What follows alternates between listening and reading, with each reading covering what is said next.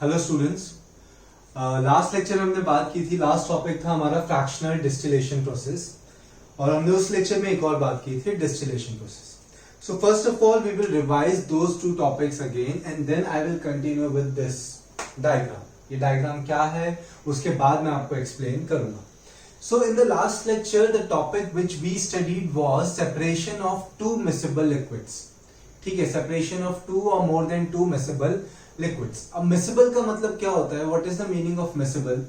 Miscible means the liquids which can be mixed. ठीक है, immiscible की सेपरेशन कैसे हमने देखी थी? By using a separating funnel. ठीक है, स्टॉप कॉक लगा के हमने सेपरेशन देखी थी। अब मिसिबल लिक्विड्स में भी अलग अलग टाइप के प्रोसेसेस देखे थे। If the difference in the boiling points is greater than 25 degrees Celsius or 25 Kelvin. Clear? If the difference in their boiling points is greater than 25 degrees Celsius or 25 Kelvin, then which process was used? Distillation. Distillation में हमने क्या करा था? Mixture को heat किया था। तो जिसका बॉइलिंग पॉइंट कम है, हमने देखा था एसीटोन और वाटर। एसीटोन का बॉइलिंग पॉइंट कम है। Acetone will be converted into vapours and it is pass through a condensing tube. ठीक है, जिसको कंडेंसर बोलते हैं। उसमें से पास होता है तो उसमें वाटर फ्लो हो रहा होता है, कोल्ड वाटर। तो कोल्ड वाटर क्या करता है? उसको कूल करता है। Then that acetone is converted into liquid and it is collected in a separate flask. ठीक है, that was distillation. Fractional distillation कब यूज होता है? कि जब मिसिबल लिक्विड्स में जो कंपोनेंट्स हैं उनमें जो बॉइलिंग पॉइंट का डिफरेंस है बहुत कम है। तो जब आप उसको हीट करोगे इस मिक्सचर को, तो सबकी सब किस में कन्वर्ट हो जाएंगे? गैसेस फॉर्म में कन्वर्ट हो जाएंगे। ठीक है, वो गैसेस फॉर्म में कन्वर्ट हो जाएंगे। अब अगर सबके सब गैसेस फॉर्म में कन्वर्ट हो रहे हैं तो सिंपल डिस्टिलेशन तो हम यूज नहीं कर सकते, क्योंकि फिर से सब लिक्विड फॉर्म में कन्वर्ट हो जाएंगे। तो उसके लिए क्या यूज किया था हमने? Fractional distillation. फ्रैक्शनल डिस्टिलेशन कौन से प्रिंसिपल में वर्क करता है? कि सपोज ये पूरा एक चैम्बर है, दिस इज अ चैम्बर। आप इस साइड से आप इसको हीट करोगे तो यहां पे टेम्परेचर ज्यादा होगा, उसके ऊपर टेम्परेचर कम होगा, फिर और कम, फिर और कम, and as the height will increase the temperature will gradually decrease. Clear? As the height increases the temperature gradually decreases. Okay, so उसी प्रिंसिपल पे कि जैसे जैसे फ्रैक्शनेटिंग कॉलम में क्या होता है? परफोरेटेड ट्रेज होती हैं। कौन सी ट्रेज होती है? पोर्स वाली, मतलब उन ट्रेज को क्या बोलते हैं? Perforated trays. वो ट्रेज क्या करती थी? Those trays allow gas to pass through it but it doesn't allow any liquid to go back. ठीक है, तो क्या होगा? परफोरेटेड ट्रेज में से वो पास होगा और परफोरेटेड ट्रेज पे फिर वो कलेक्ट हो जाएगा। ठीक है, तो ये फ्रैक्शनल डिस्टिलेशन था, हमने देखा था पेट्रोलियम का। ओके, देन अब ऐसे ही हमें देखना है fractional distillation of air. You all know that air is a homogenous mixture. ठीक है, air is a homogenous mixture जिसमें मेन 4 गैसेस प्रेजेंट है। There are mainly 4 gases present in atmosphere. बाकी बहुत सारी गैसेस हैं बट द प्रपोर्शन और percentage is very less. तो अभी हम सिर्फ 4 गैसेस का देखते हैं। तो ये 4 गैसेस कौन कौन सी हैं? नाइट्रोजन है, ऑक्सीजन है, कार्बन डाइऑक्साइड है, and the last gas is argon. These are the main 4 gases which are present in atmosphere. ठीक है, सबसे ज्यादा नाइट्रोजन होती है, then oxygen, then carbon dioxide, and then the least is argon. उसके बाद भी बहुत सारी गैसेस हैं but their proportion is negligible, बहुत ही कम है। तो हमें इन 4 गैसेस को अलग करना है, तो कैसे करेंगे? ठीक है, अब इन 4 गैसेस को अलग करने की हम टेक्निक देखते हैं। इन 4 गैसेस में जो बॉइलिंग पॉइंट का डिफरेंस है वो बहुत ही कम है। ठीक है, तो बॉइलिंग पॉइंट का डिफरेंस अगर बहुत कम होता है तो कौन सी टेक्निक आप यूज करते हो? डिस्टिलेशन या fractional distillation? So your answer will be fractional distillation. Clear?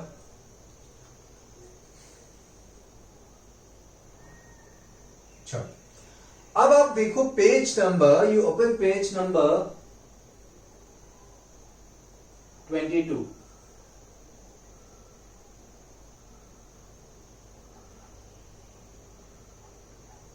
कौन सा पेज नंबर आपको ओपन करना है? 22 पे आप देखोगे पेज नंबर पे, तो आपको 3 गैसेस के बॉइलिंग पॉइंट्स दिए। CO2 का क्यों नहीं दिया मैं आपको बता दूंगा। देखो, तो सबसे कम बॉइलिंग पॉइंट है -196। कितना है? -196। -196 इज द लीस्ट। नेगेटिव में जितना बड़ा उतना कम। ठीक है। नाइट्रोजन का बॉइलिंग पॉइंट है -196 डिग्री सेल्सियस। -196 डिग्री सेल्सियस पे नाइट्रोजन किस में कन्वर्ट हो जाता है? गैस में। उससे ऊपर के टेम्परेचर पे गैस में रहता है, इसलिए रूम टेम्परेचर में वो गैस पे ही रहता है। जो लिक्विड नाइट्रोजन होता है वो बहुत ही ठंडा होता है, मतलब वो इससे भी कम होगा, इसलिए वो लिक्विड में है, लिक्विड नाइट्रोजन जो यूज किया जाता है। देन आपको आर्गन का टेम्परेचर दिया है -186 और ऑक्सीजन दिया है -183।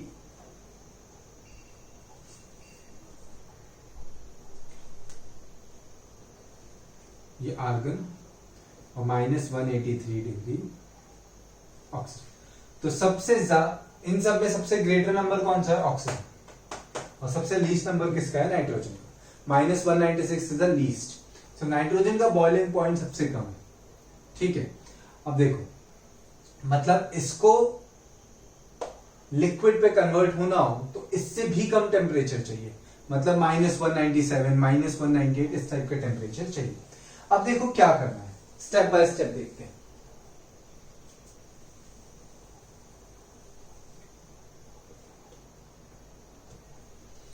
स्टेप बाय स्टेप अब हम देखते हैं। तो देखो, यहां से एयर इन होगी, ये पूरा क्या है? Filter. This is a filter. Now what is the purpose of filter? Filter का पर्पस क्या होगा? So what this filter will do, this filter will filter all the pollutants present in atmosphere, present in air। जो भी air अंदर आ रही है वो air clean नहीं है, तो एयर को तो पहले क्या करना है? क्लीन करना है, क्योंकि एयर में बहुत सारे पॉल्यूटेंट्स होते हैं which needs to be clean। तो उसके लिए there are various filter papers used। ठीक है, फिल्ट्रेशन की भी अलग अलग टेक्निक्स होती हैं जो आपको अभी नहीं पढ़नी है 9th स्टैंडर्ड में। Simply you have to remember that यहाँ पे क्या यूज हुआ है? एक फिल्टर यूज हुआ है। फिल्टर से एयर गई अंदर, तो यहां पे अभी 4 कंपोनेंट्स गए, ऐसा एज्यूम करना है। कौन कौन से 4 कंपोनेंट्स गए हैं? CO2 means carbon dioxide, oxygen, nitrogen and argon. ये गए यहां पे अंदर। तो यहां पे जब अंदर गए, हमें पहले क्या करना है? एयर को सबसे पहले आपको कंप्रेस मतलब कूल करना है। एयर को आपको लिक्विड में कन्वर्ट करने का ट्राई करना है। पहले तो लिक्विड में कन्वर्ट कैसे होगा? जब एयर क्या होगी? कूल होगी, मतलब उसका टेम्परेचर एकदम आपको ड्रॉप करना है।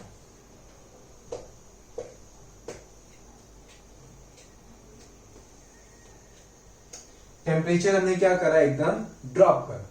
टेम्परेचर हमने एकदम ड्रॉप कैसे कर सकते हैं? आप कोई भी चीज को कूल कैसे कर सकते हो?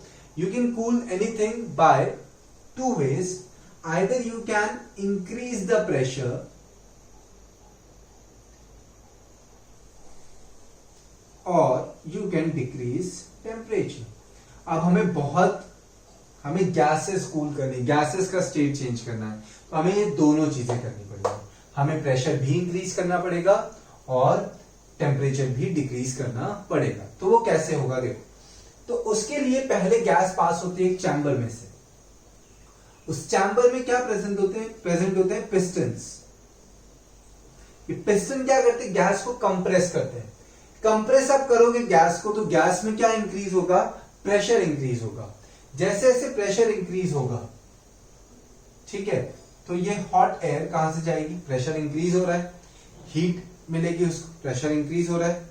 ठीक है, तो आपको कंप्रेस करना है एयर को, तो प्रेशर इंक्रीज हुआ। ठीक है, अब जैसे ही यहां पे प्रेशर इंक्रीज हुआ, हमने प्रेशर इंक्रीज क्यों करा? उसके कंप्रेशन के लिए। अब कंप्रेस करके, क्योंकि हमें कहां से पास करना है इसे? एक ट्यूब में से पास करना है, तो हमें कंप्रेस करना पड़ेगा। तो गैस हमने कंप्रेस कर दी। कंप्रेस करके अब हमें गैस को कूल करना है, तो वी कैन प्रेशर इंक्रीज करने से क्या होगा? वो एयर का टेम्परेचर बढ़ेगा, आपको कूल करना है। तो कूल करने के लिए मैंने प्रेशर इंक्रीज करने के लिए क्यों बोला? कूल करने के लिए तो प्रेशर इंक्रीज नहीं करना होता है, प्रेशर इंक्रीज करने से तो एयर क्या हो जाती है, हॉट हो जाती है। बट कूल करने को क्यों बोला, सॉरी प्रेशर इंक्रीज करने को क्यों बोला? क्योंकि ये ट्यूब्स में से पास होगी गैस। अब प्रेशर जैसे आप इंक्रीज करोगे सो वो हाई प्रेशर गैस, पूरी गैस कहां पे फ्लो होगी? इस चैम्बर में। इस चैम्बर में क्या है? फ्रीजिंग कोल्ड वाटर है। फ्रीजिंग कोल्ड वाटर ये कंटिन्यूअसली इन ट्यूब से फ्लो हो रहा है। तो वो इस गैस को क्या करेगा? यहां पे गैस कलेक्ट हो रही है, ठीक है, ये सील्ड होता है, पूरा इंसुलेटेड होता है, यहां पे गैस कलेक्ट हो रही है। तो गैस कलेक्ट जब हो रही है, गैस कंप्रेस तो है। अब गैस जो कलेक्ट हो रही है वो इस फ्रीजिंग कोल्ड वाटर से क्या हो रही है? बहुत ज्यादा ठंडी हो रही है। तो वो कोल्ड कंप्रेस्ड एयर यहां से पास होगी, यहां पे सेपरेटर है। अब जब इतना कूल हो जाती है गैस तो जो CO2 है, कार्बन डाइऑक्साइड है, वो गैसेस से सीधा किस में कन्वर्ट हो जाता है? गैसेस फॉर्म से सॉलिड में, डिपोजिशन प्रोसेस से। डिपोजिशन पढ़ा है आपने, conversion of gas into solid.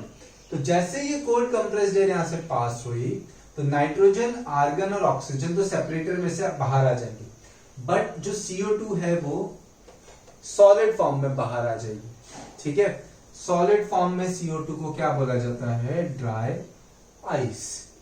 अब बाकी की तीन गैसेस यहां पे आएंगी। यहां पे एक्सपांशन जेट है, नोजल, तो वो कंप्रेस्ड एयर एक्सपांड होगी। तो सबसे कम बॉइलिंग, उन तीनों में सबसे ज्यादा बॉइलिंग पॉइंट किसका था? -183 डिग्री सेल्सियस, ठीक है। तो -183 डिग्री सेल्सियस मतलब ये ऑक्सीजन किस में कन्वर्ट हो जाएगा? लिक्विड में कन्वर्ट हो जाएगा, ये लेयर पे। फिर धीरे धीरे आर्गन और नाइट्रोजन अभी भी क्या होंगी? गैसेस में होंगी, गैसेस फॉर्म में ही होंगी, ठीक है। देखो, सपोज टेम्परेचर आ गया है अभी -185। सपोज इस चैम्बर में टेम्परेचर है -185।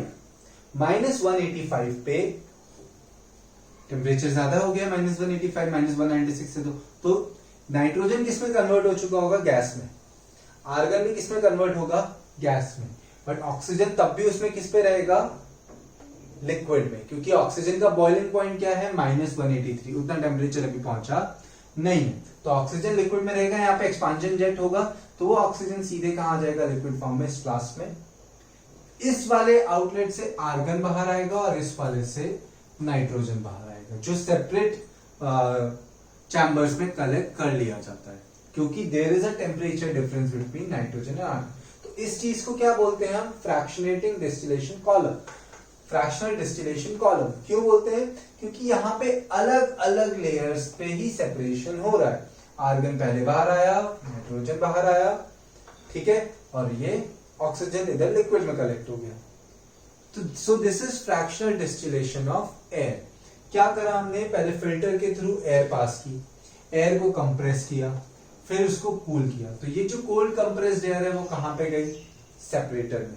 सेपरेटर में जो इतने कम टेम्परेचर पे CO2 किस में कन्वर्ट हो जाता है? सॉलिड में, ड्राई आइस। तो ये सेपरेटर से वो इस सेपरेटर से कहां आ जाएगा? बाहर आ जाएगा। CO2 अलग कलेक्ट हो गया।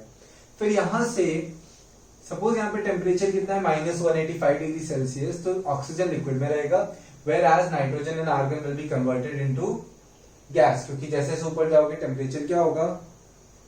यहाँ पे ठंडा रहेगा, ऊपर तो क्या हो जाएगा? थोड़ा गर्म हो जाएगा, क्योंकि यहाँ पे उल्टा हो रहा है।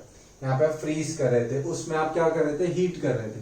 तो ये चीज पूरी ठंडी है, तो ये सरफेस ठंडा रहेगा, ऊपर क्या हो जाएगा? थोड़ा हीट हो जाएगा। तो वहां पे नाइट्रोजन और आर्गन किस में कन्वर्ट हो जाएंगे?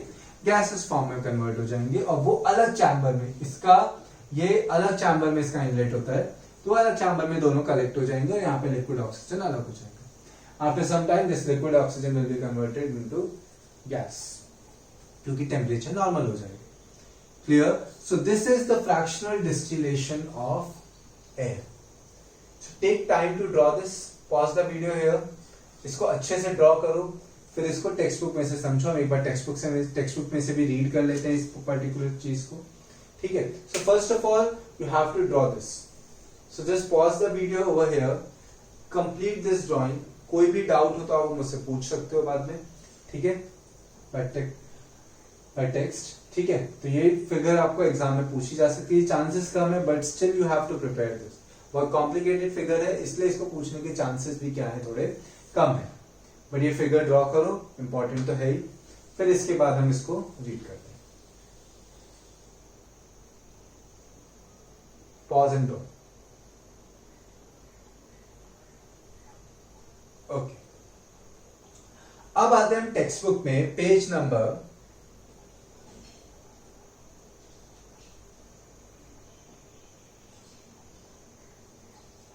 22 पे।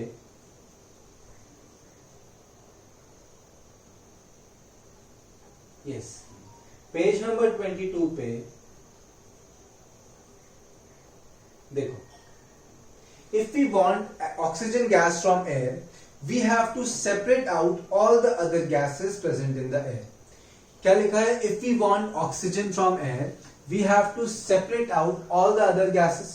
हमें ऑक्सीजन चाहिए तो बाकी सारी गैसेस हटानी है। तो air is mainly a mixture of 4 gases, nitrogen, argon, oxygen and carbon dioxide. तो हमें बाकी की 3 गैसेस हटानी है। तो उसके लिए हमने क्या करा, हमने देख तो लिया है, just we are reading this. Okay, the air is compressed by increasing the pressure. The air is compressed by increasing the pressure over here to get liquid air, and is then cooled by decreasing the temperature to get liquid air. जैसे जैसे आप pressure increase करते हो तो molecules पास में आते हैं, और मॉलिक्यूल्स पास में आते हैं तो गैस किस में कन्वर्ट हो जाती है? लिक्विड में कन्वर्ट हो जाती है, ठीक है।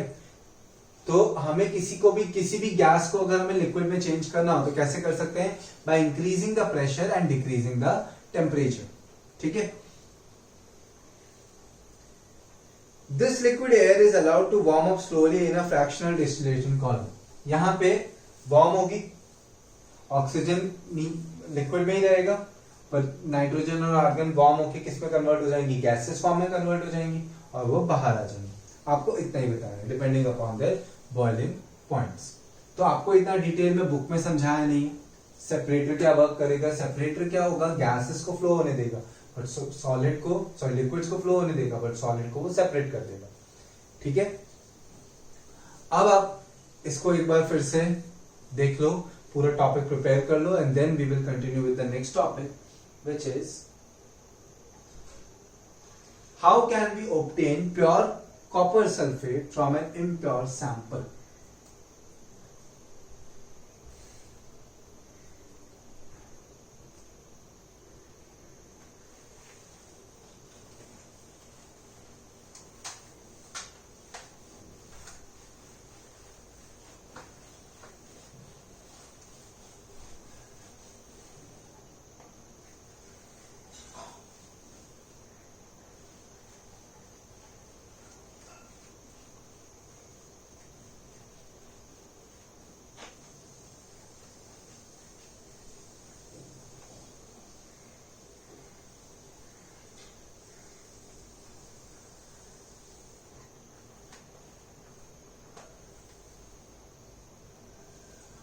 How can we obtain pure copper sulfate from an impure sample?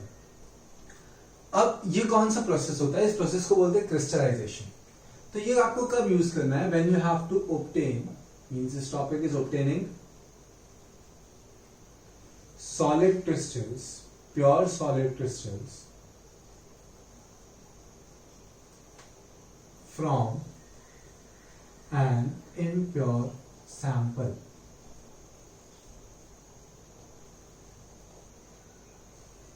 देखो, आपको इस एक्टिविटी में, एक्टिविटी 2.9 में क्या दिया है?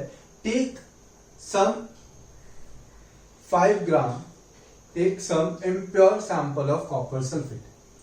तो क्या बोला है? फर्स्ट आपको take 5 gram of copper sulphate. Copper sulphate is actually CuSO4। ये आगे जाके मैं बताऊंगा कि ये कैसे फॉर्मूलाज फॉर्म होते हैं, ठीक है। अभी याद रखने की जरूरत नहीं। अब आपको क्या बोला है? इसको आपको डिसॉल्व करना है वाटर में। वाटर में डिसॉल्व करेंगे तो उससे उसकी थोड़ी इंप्योरिटीज जो उस पर स्टिक होंगी, ये क्या होगा? इम्प्योर है तो इस पर थोड़ी इंप्योरिटीज स्टिक भी होंगी, सॉलिड है, तो वो इम्प्यूरिटी स्टिक करने के लिए आप वाटर ऐड कर दो. So you have to dissolve this in water.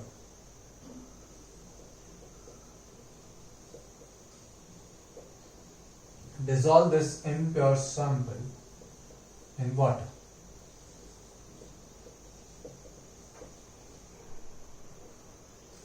Okay, minimum amount. Water का अमाउंट क्या होना चाहिए? मिनिमम.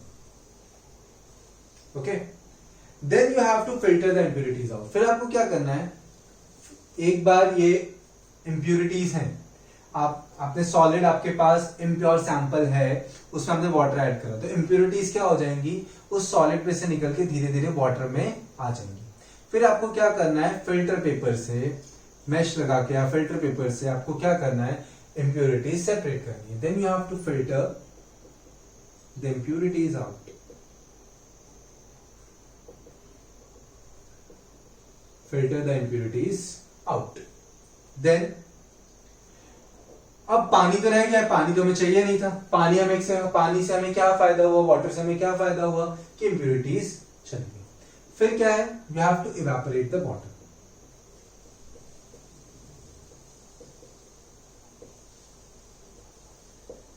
Evaporate the water. तो अब जो बचा है उसमें से बहुत सारी इम्प्यूरिटीज चली गई हैं. अब आपको इसे क्या करना है, एक फिल्टर पेपर में या कोई भी क्लोथ में या फिल्टर पेपर में आपको क्या करना है, फिल्टर पेपर ही मेनली प्रेफर किया जाता है क्योंकि इसमें पोर्स होते हैं. तो फिल्टर पेपर में देखो आपको लिखा है, cover the solution with the filter paper and leave it undisturbed at room temperature to cool slowly for a day. आपको ये बहुत ही स्लो प्रोसेस होता है. आपको क्या करना है, you have to cover the sample with filter paper and leave it undisturbed for a day. And leave it undisturbed for a day. एक दिन के लिए छोड़ दो. एक दिन बाद देखोगे तो CuSO4 के क्रिस्टल्स फॉर्म हो गए होंगे. जो अंदर से जो कॉपर सल्फेट होगा, कॉपर सल्फेट के बाकी इंप्यूरिटीज को छोड़ के कॉपर सल्फेट के क्या फॉर्म हो गए होंगे, क्रिस्टल्स. ठीक है, आफ्टर अ डे और two crystals of CuSO4 will be form. आपको क्या लिखेगा, you will obtain the crystals of copper sulphate. Crystals of copper sulphate will be formed. सिर्फ इतना करने से नहीं होता है, थोड़े और फैक्टर्स भी होते हैं जो अफेक्ट करते हैं. जैसे कभी कभी इसको और ज्यादा कूल करने के लिए इसका टेम्परेचर नीचे लाया जाता है. रूम टेम्परेचर पे हर बार पॉसिबल नहीं होता है क्योंकि हर जगह की क्लाइमेटिक कंडीशन सेम नहीं होती है. तो इसको थोड़ा ठंडा करने के लिए रूम टेम्परेचर कम भी करा जा सकता है. ठीक है, crystals of copper sulphate are formed and this whole process, इस प्रोसेस को बोलते हैं क्रिस्टलाइजेशन. क्रिस्टलाइजेशन. अब क्रिस्टलाइजेशन में हमें क्या करना है, if you want solid crystals from an impure sample. ठीक है, obtaining pure solid crystals from an impure sample. क्या करना पड़ेगा आपको, उस पहले सैंपल को आपको वाटर में ऐड करना है जिससे जो उसमें इंप्यूरिटी स्टिक हो वो वाटर में निकल जाए. फिर उसको फिल्टर कर दो तो इंप्यूरिटीज बाहर आ गई फिल्टर पेपर पे. अब क्या करना है, उसमें वाटर तो होगा ही, वाटर तो फिल्टर पेपर पे नहीं रहेगा, वो तो जाएगा. तो क्या करना है आपको, कॉपर सल्फेट, यहां पे जो कॉपर सल्फेट होगा ये ब्लू कलर लिक्विड होगा. इम्प्योर होगा तो ब्लू कलर क्या होगा, लिक्विड होगा. ये लिक्विड है तो इसमें क्या करा हमने, वाटर ऐड करा, थोड़ा सा वाटर ऐड करा मिनिमम अमाउंट. तो इसको, तो उसमें क्या हो जाएगा, कोई भी आप दूसरा एलिमेंट ऐड, जैसे वाटर में ऐड करते हैं तो उससे रिएक्ट तो नहीं करेगा वो, बट क्या होगा कि उससे जो बाकी की इंप्यूरिटीज हैं वो, उसका बॉन्ड लूज होगा और वो क्या करोगे आप, जब फिल्टर पेपर से आप जब सेपरेशन करोगे तो इंप्यूरिटीज काफी हद तक सेपरेट हो जाएंगी. फिर वाटर को इवेपोरेट कर देना है तो वापस से लिक्विड बचेगा. फिर क्या करना है, एक दिन तक उसको रूम टेम्परेचर पे रख देना है. रूम टेम्परेचर पे रखने से एक दिन बाद आप क्या देखोगे कि उसके क्रिस्टल्स फॉर्म हो गए. क्रिस्टल्स किसके फॉर्म होंगे, जो बॉन्डिंग कर सकते हैं। तो CuSO4 में बॉन्डिंग होती है, तो वो क्रिस्टल्स आपस में बॉन्डिंग करके, मतलब वो जो CuSO4 होगा सिर्फ उसकी बॉन्डिंग होगी, बाकी जो इंप्यूरिटीज हैं वो उसके साथ बॉन्ड नहीं बना पाएंगी, क्योंकि ये कंपाउंड है।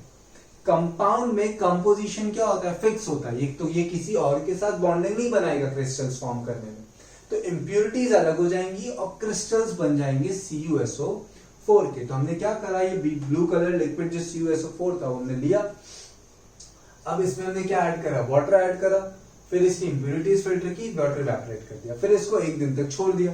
तो 1 दिन बाद आप देखोगे कि जब रूम टेम्परेचर पे रखा होगा ये, तो ये धीरे धीरे इसके क्रिस्टल्स फॉर्म हो चुके होंगे।